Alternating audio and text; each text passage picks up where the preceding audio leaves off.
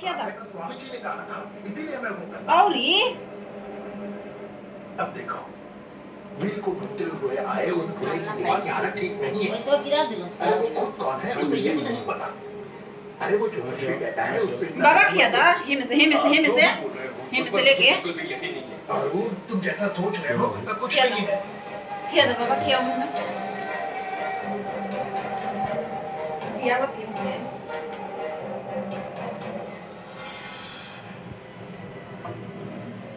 नहीं बाबा, उस बूढ़े आदमी के पीछे कुछ तो वजह जरूर है। उस बिल के पीछे भी कोई ना कोई वजह जरूर है। आपने सिर्फ पैसे नहीं कमाए पापा, साथ में दुश्मन भी कमाए हैं आप। आपके बनाए हुए दुश्मन अब आपकी जान लेने पर तुले हुए हैं, ये ध्यान में रखिए आप। कोई तो सच आप मुझसे जरूर छुपा रहे हैं। बिरे, is it that?